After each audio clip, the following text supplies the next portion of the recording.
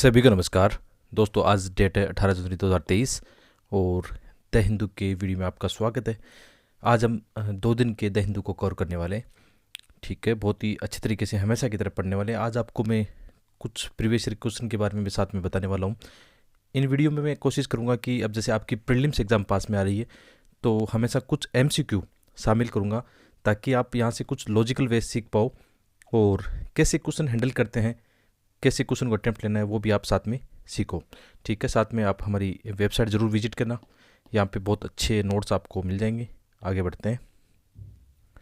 जैसे अभी मैं क्या कर रहा हूँ, जैसे प्रीवियस ईयर के क्वेश्चन आप लोगों के लिए बना रहा हूँ 10 ईयर के, उसमें मुझे बहुत अच्छी चीज़ें मिल रही है। जैसे हम 2022 के पेपर की बात करें तो यदि आपने प्रीवियस ईयर क्वेश्चन ढंग से कर रखे हैं, 10-15 सालों के या 25 सालों के जो भी क्वेश्चन आपने सही ढंग से कर रखे हैं, तो यहाँ से बहुत सारे क्वेश्चन डायरेक्ट इनडायरेक्ट क्या है उनका रिपीटेशन देखा गया है। जैसे हम बात करें 2019 के क्वेश्चन की, ठीक है, इसमें एक क्वेश्चन आया था 2019 में कि इसमें जैसे यहाँ पे एक महासीर एक मछली प्रजाति है, इरावदी डॉल्फिन है, ठीक है, और एक चीतीदार बिल्ली की बात की गई है। तो यहाँ पे आप देखो महासीर, जब आप इसका एक्सप्लेनेशन पढ़ते हो तो आपको ये पता लगता है कि यह एक मछली की प्रजाति है। तो 2019 का क्वेश्चन और इसका एक्सप्लेनेशन आपने सही ढंग से पढ़ रखा है। तो 2022 की एग्जाम में देखो ये क्वेश्चन आया है कि इनमें से कौन सा पक्षी नहीं है, तो यहाँ पे गोल्डन महासीर, यानी आपने पहले से पढ़ रखा है कि महासीर एक मछली की प्रजाति है। इसका मतलब आप आगे जाके 2022 में ये क्वेश्चन गलत नहीं करोगे। और ये एक क्वेश्चन नहीं है, ऐसा क्वेश्चनों की बड़ी रेंज है। मैं कोशिश करूँगा जब ये 10 साल का बन जाएगा, ठीक है, थोड़ा सा इसमें डिले हो रहा है। डिले इसलिए हो रहा है कि बहुत सारी चीज़ें मैं अटैच कर रहा हूँ, इसके साथ में कुछ ऐसी चीज़ें लगा रहा हूँ कि आप उनमें कॉमन सेंस और लॉजिक लगा पाओ। वो क्वेश्चन भी, वो चीज़ें भी साथ में अटैच कर रहा हूँ, इसलिए थोड़ा सा टाइम लग रहा है। और ये यहाँ पे क्वेश्चन देने के पीछे मेरा एक ही कारण है कि आप थोड़े प्रीवियस ईयर क्वेश्चन है उनको सही ढंग से कर लो। मेरा रिकमेंडेशन होगा कि आप पिछले जो 25 या 28 ईयर के प्रीलिम्स के क्वेश्चन है उनको सभी को देख लो, 2-3 बार कर लो।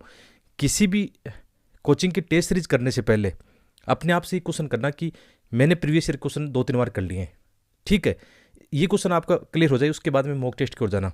यदि मॉक टेस्ट तो बाद की बात है, यदि आप सही से एनालिसिस करते हो पुराने क्वेश्चन पत्र को, ठीक है।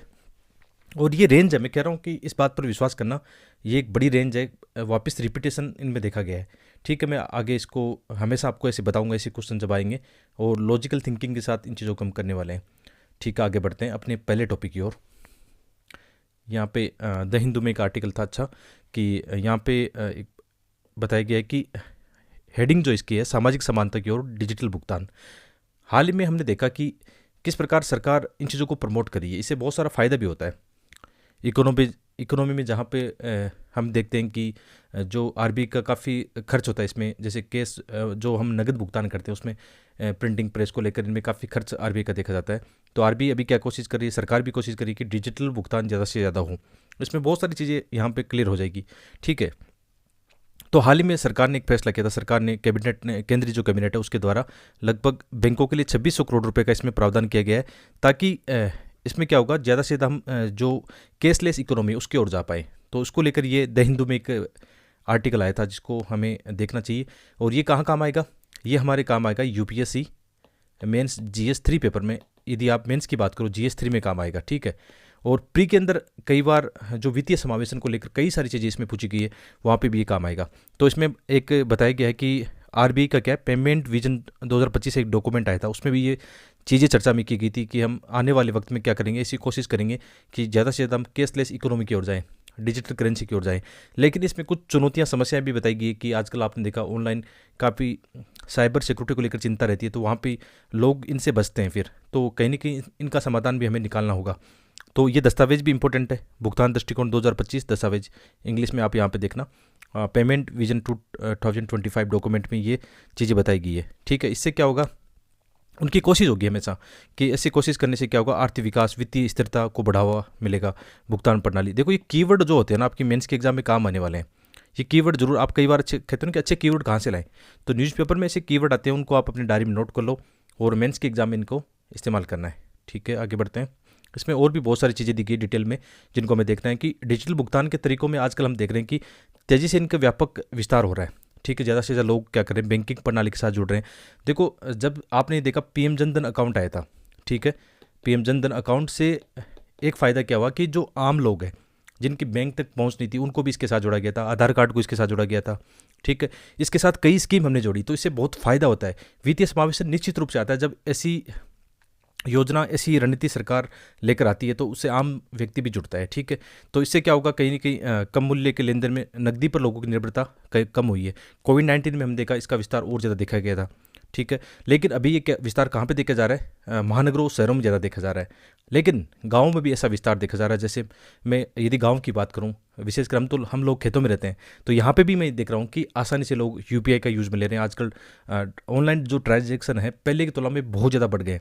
ठीक है, और इस आर्टिकल की चीज़ें हैं जो यहाँ पे लिखी गई। इसमें क्या है कि डिजिटल भुगतान प्रणाली को अपनाए जाने और कोविड-19 महामारी के दौरान इसमें काफ़ी तेज़ी आई है। यूपीआई की बात करें या जो स्वदेशी रुपए कार्ड है, क्रेडिट कार्ड है, डेबिट कार्ड है, इनमें भी इनकी संख्या बढ़ी है। आपने प्रीलिम्स एग्जाम में देखे होंगे ना, ऐसे रुपए क्रेडिट कार्ड है या डेबिट कार्ड को लेकर कई बार जो इकोनॉमी के क्वेश्चन देखने को मिलते हैं, तो इनको भी हमें साथ में देखते चलना है। तो इनकी काफ़ी ज़्यादा क्या कर रहे हैं कि कहीं ना कहीं क्या हो रहा है, लोगों को ज़रूरत भी महसूस हो रही है, लोग इनको अपना रहे हैं, लेकिन साथ साथ क्या हो रहा है कि बैंकों पर भी इनका भार बढ़ रहा है। नई नई टेक्नोलॉजी अपनानी पड़ती है। ठीक है, वित्तीय प्रौद्योगिकी और फिनटेक फर्मों के साथ बड़ी बड़ी टेक्नोलॉजी और सोशल मीडिया कंपनियों ने भी अपनी मुख्य सेवाओं के साथ भुगतान की सुविधा जोड़ी है। ठीक है, ये आर्टिकल था, उसी की चीज़ें मैंने यहाँ पे डाली है। ये विशेषकर कहाँ काम आएगा? मेंस के एग्जाम में ज़्यादा काम आएगा। प्री में भी काम आता है, लेकिन उसके कैसे क्वेश्चन आगे हम देखेंगे। ठीक है, लेकिन साथ में इस आर्टिकल में चुनौतियां बताई जिन पे हमें ध्यान देना होगा, सरकार को फोकस करना होगा। ठीक है, सरकार इसीलिए थोड़ा सा क्या कर रही है, कुछ प्रावधान या कुछ चीज़ें यहाँ पे सरकार के द्वारा घोषित की गई है। तो यहाँ पे हमें ये देखना होगा, साइबर सुरक्षा एक बड़ा खतरा है जिसको एड्रेस करना होगा। ठीक है, इस दिशा में अच्छा प्रयास करना होगा। तो यदि मेंस में क्वेश्चन देखें तो कैसा क्वेश्चन आया 2022 के एग्जाम में इस टॉपिक से जुड़ा हुआ कि क्या बाजार अर्थव्यवस्था के अंतर्गत समावेशी विकास संभव है? ठीक है, भारत में आर्थिक विकास की प्राप्ति के लिए वित्तीय समावेश के महत्व का उल्लेख कीजिए। ठीक है, ऐसे क्वेश्चन बहुत ज़्यादा आए हैं वित्तीय समावेशन को लेकर आपकी GS3 में, और प्री में क्वेश्चन किस प्रकार आए हैं वो भी देख लेते हैं। ठीक है, एक 2010 की प्रीलिम्स एग्जाम में क्वेश्चन था कि भारत के संदर्भ में निम्नलिखित खतरों पर निम्नलिखित पर विचार कीजिए। बैंकों का राष्ट्रीयकरण, ठीक है, nationalisation of bank, formation of regional rural bank, और इसके अलावा बैंक शाखाओं के द्वारा गाँव को गोद लेना। तो इनमें से कौन सा भारत में वित्तीय समावेशन का कदम कह सकते हैं? ठीक है, इसका आंसर आप बताना इस क्वेश्चन का। कमेंट में आप लिखना 2010 का जो आंसर आपका है ABCD वो बताना। बहुत आसान क्वेश्चन है वित्तीय समावेशन का। और एक 2015 में भी ऐसा क्वेश्चन आया, जैसे प्रधानमंत्री जन धन योजना के निम्नलिखित में से किसके लिए प्रारंभ की गई थी? ये भी बहुत आसान है, इसका कमेंट भी आप जरूर बताना 2015 का आंसर क्या है। बहुत ही सिंपल क्वेश्चन है। देखो, इजी वाले क्वेश्चन आते हैं वित्तीय समावेशन को लेकर, कोई ज़्यादा टफ क्वेश्चन नहीं है, लेकिन आपको पता होना चाहिए ऐसे इजी वाले क्वेश्चन कभी भी गलत नहीं करने। ऐसे क्वेश्चन गलत किए तो फिर आपका प्रीलिम्स निकलना थोड़ा मुश्किल हो जाएगा। आगे बढ़ते हैं। एक और आर्टिकल आया था, ये आर्टिकल कल परसों में हमने पहले भी कवर किया था, एक बार इंडियन एक्सप्रेस में आया था। तो इसमें हाल ही में क्या हुआ है, ग्लोबल साउथ जो समिट है, वर्चुअल समिट कहाँ पे हुआ है? भारत में हुआ है। भारत ने इसकी मेज़बानी की है, और अभी हम क्या कर रहे हैं, G20 की अध्यक्षता भी कर रहे हैं। तो अब मामला बनता है कि भारत एक, आप जानते हो आजकल वैश्विक जो इकोनॉमी है या अंतर्राष्ट्रीय जो संबंध है उसमें कहीं ना कहीं भारत की एक लीडरशिप क्वालिटी देखी जा रही है, हर एक मामलों में देखी जा रही है। आप सामाजिक, आर्थिक, राजनीतिक दृष्टिकोण से इनको बता सकते हो। और अभी हम G20 की अध्यक्षता कर रहे हैं, तो हमारे पास अच्छा मौका है कि हम जो विकासशील राष्ट्र है उनके मुद्दों को भी यहाँ पे इस प्लेटफॉर्म पर रखें। तो ये हाल ही में जो वर्चुअल समिट हुआ था उसी को लेकर था। पहले भी हमने कवर किया था, दोबारा से आज मैं कवर कर रहा हूँ, क्योंकि ये आपके मेंस में GS2 में काम आ सकता है, विशेषकर जहाँ पे विकासशील इन संबंधों की बात करते हैं। और प्री में भी ऐसे क्वेश्चन आते हैं कई बार, ऑर्गेनाइजेशन वाले क्वेश्चन देखे होंगे आपने कि G7 है, G20 है, G77 है, इनको लेकर क्वेश्चन आ सकते हैं। ठीक है, तो हाल ही में क्या बताया कि बहुत सारी चुनौतियों से हम गुजर रहे हैं, चाहे कोविड-19 महामारी की बात करो या आपने देखा भू राजनीतिक तनाव की बात करें, किसके बीच में? रूस और यूक्रेन के बीच में जो हुआ था, उसके कारण क्या हुआ था, बहुत सारे संकट हमने देखे। ऊर्जा का संकट देखा, खाद्यान्न का संकट देखा। तो इनका जो प्रभाव देखा गया है वो किन पर ज़्यादा देखा गया है? जो विकासशील राष्ट्र है उन पर अधिक देखा गया है। और इस सम्मेलन में हमने इस चीज़ को एड्रेस भी किया है कि हमारी गलती नहीं है, विकासशील राष्ट्र उतने मतलब इन चीज़ों के लिए जिम्मेदार नहीं है, विकसित राष्ट्र अधिक है, लेकिन इसका जो परिणाम भुगतना पड़ता है किनको? विकासशील राष्ट्रों को। तो ये हमने इन मुद्दों को यहाँ पे एड्रेस किया है इस प्लेटफॉर्म पर, ये जो हाल ही में समिट हुआ है। तो ये भी बहुत इंपॉर्टेंट है। इसके अलावा इसके अंदर जैसे हमारे जो विदेश मंत्री एस जयशंकर, उनकी बात करें, उन्होंने भी कुछ अच्छी बातें कही है कि जैसे दक्षिणी दुनिया के देशों के साथ एक साझा भविष्य की कल्पना करनी हो। दक्षिणी दुनिया के देशों, देखो दक्षिणी दुनिया की बात करें, साउथ जो नेशन है उनकी बात करें, कौन से राष्ट्र है? अधिकांश ऐसे राष्ट्र है जो उपनिवेशवाद से आज़ाद हुए थे 1940 के बाद में, 50 के बाद में। ठीक है, ऐसे देश है जो गरीब राष्ट्र है, विकासशील राष्ट्र है, जो अपनी अभी विकास की धारा में आगे बढ़ रहे हैं। ठीक है, अभी उनकी शुरुआत फेज हम कह सकते हैं। तो भारत का क्या लक्ष्य है? भारत इन सबको आगे लेकर चलना चाहता है। भारत हर एक दृष्टिकोण पर इन देशों का साथ निभाना चाहता है। ये हमारी विदेश नीति का नारा है। ठीक है, हमारी विदेश नीति की बातें हैं। और इसमें बताया गया कि भारत और G77 के 134 सदस्य देशों में से 125 देशों के प्रतिनिधियों ने यहाँ पर मतलब अपनी बात भी रखी है सम्मेलन में। और इसमें कई सारे मुद्दे हैं, जलवायु परिवर्तन को लेकर या आतंकवाद को लेकर, यूक्रेन संकट, ऐसे कई मुद्दों पर हमने यहाँ पे चर्चा की है। तो ये पॉइंट आपके काम आ सकते हैं। इसके अलावा ये शिखर सम्मेलन जो हो रहा है अभी, कि उस समय हो रहा है जब हम क्या कर रहे हैं, G20 की अध्यक्षता कर रहे हैं, और भारत की विदेश नीति में एक बदलाव भी देखा जा रहा है। आजकल आपने कितने आर्टिकल देखे होंगे, जब हमारी विदेश नीति के जो पॉइंट हम देखते हैं, न्यूज़पेपर में चीज़ें चर्चा में रहती है, तो उसके अंदर क्या आता है कि भारत किस प्रकार G20 की अध्यक्षता करते समय इन मुद्दों को उठा रहा है, ताकि विकासशील राष्ट्रों का नेतृत्व भारत कर पाए। ठीक है, अब एक बात बहुत इंपॉर्टेंट है। एक समय बीच में ये आया था कि जैसे हमने क्या किया था, जो गुणनिरपेक्षता है उसका साथ छोड़ दिया था। गुणनिरपेक्षता मतलब क्या है? जैसे हमने देखा कि जो हमारी विदेश नीति है, ठीक है, हम बात करें अपने 1947 के बाद में, जब हम अपनी स्वतंत्र विदेश नीति का आगे बढ़ा रहे हैं, उस समय हमने क्या नारा दिया था कि हम किसी भी गुट में शामिल नहीं होंगे। जैसे उस समय के दो गुट थे, यूएसए और यूएसएसआर, तो उन गुट में शामिल नहीं होकर हम क्या करेंगे, एक स्वतंत्र विदेश नीति को अपनाएंगे। तो लेकिन बीच में कमज़ोर हो गया था।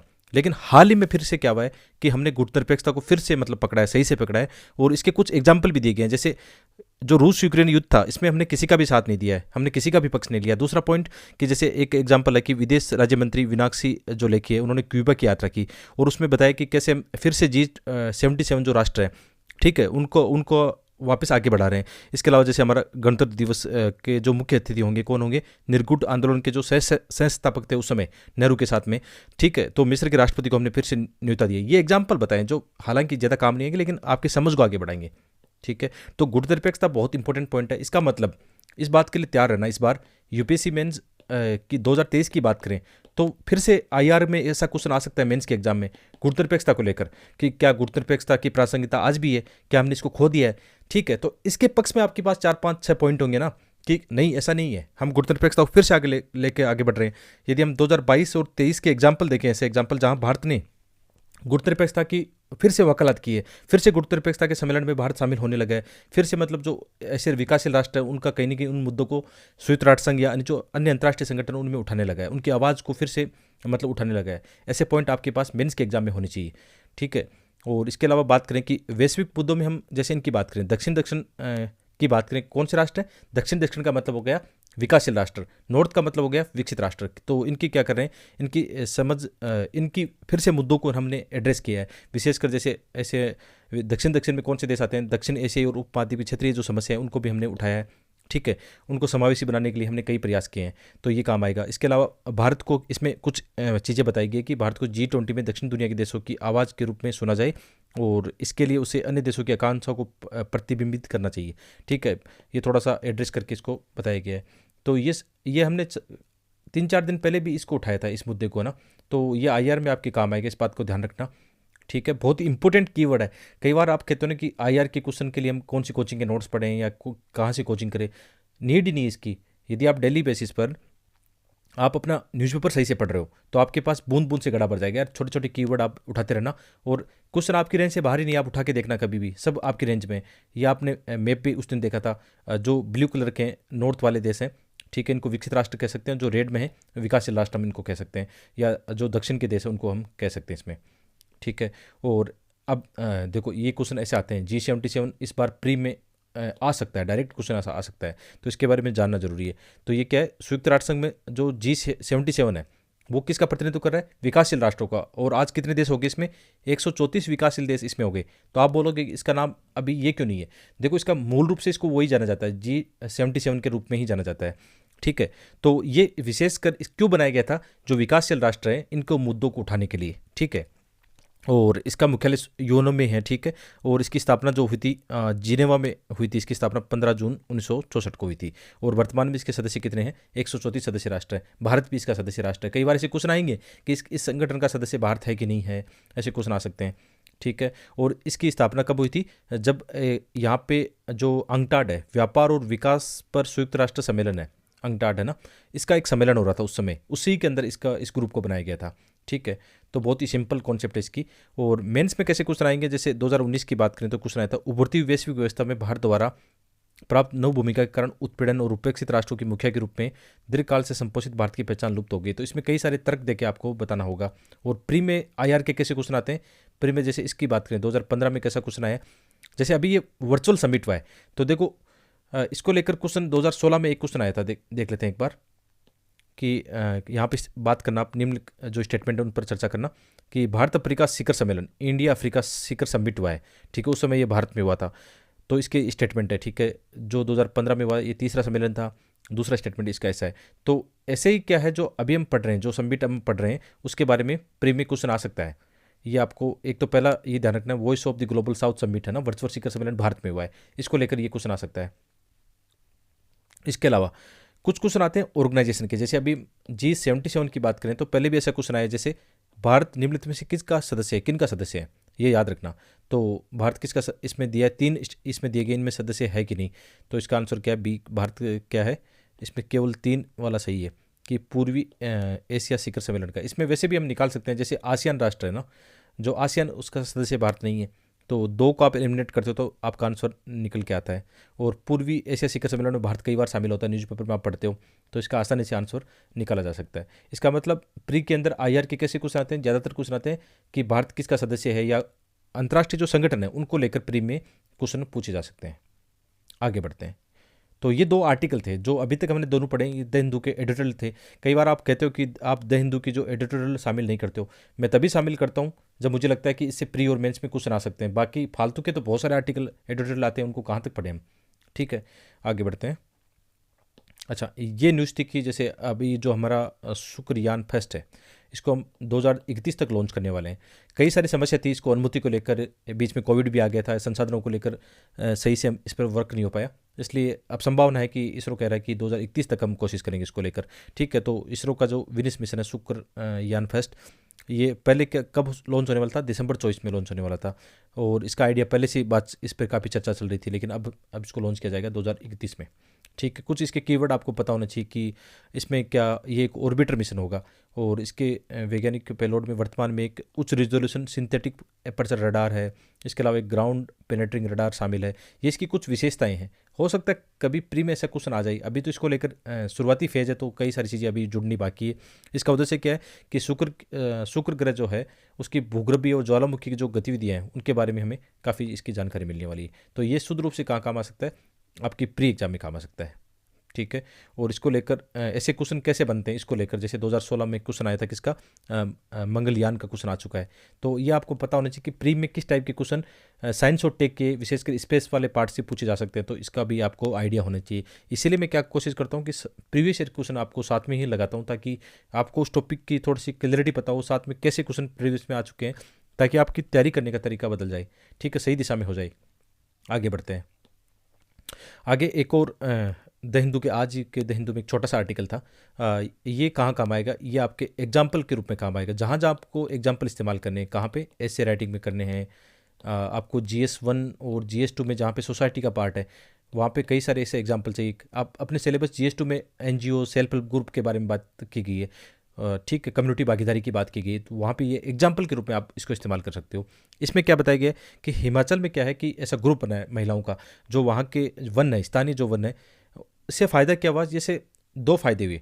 एक तो यहाँ पे जो किसके वन है, जो पाइन ट्री है, पाइन ट्री के जो ट्री है, इनकी निडल्स की बात, निडल्स मतलब आप इनको कह सकते हो, उनकी जो कह सकते हैं इनको लकड़ियाँ या उनके जो अवशेष पार्ट होते हैं, ठीक है, उनसे क्या बना रहे हैं, टोकरियाँ बना रहे हैं या खिलौने बना रहे हैं या बहुत सारे ऐसे घरेलू उपयोग की चीज़ें इनसे बनाई जा रही है। तो फ़ायदा क्या हुआ, एक तरफ तो ये नुकसान भी करता है, जैसे पाइन ट्री की जो पत्तियाँ होती है ना, या उनका जो अवशिष्ट पदार्थ होते हैं, कचरा जो होता है, वो जो जंगल की आग होती है उसको बढ़ाने में योगदान देते हैं। तो यदि एक तरफ महिलाएं क्या करें, इनको इकट्ठा करके इनसे कई सारी चीज़ें बना रही है, तो पर्यावरण को भी फ़ायदा हुआ, दूसरी तरफ महिलाओं को भी फ़ायदा हुआ कि महिलाओं को रोजगार या सस्टेन डेवलपमेंट का एक अच्छा यहाँ पे आयाम देखने को मिला है। तो ऐसे एग्जाम्पल आप इसमें निश्चित रूप से बता सकते हो, ठीक है।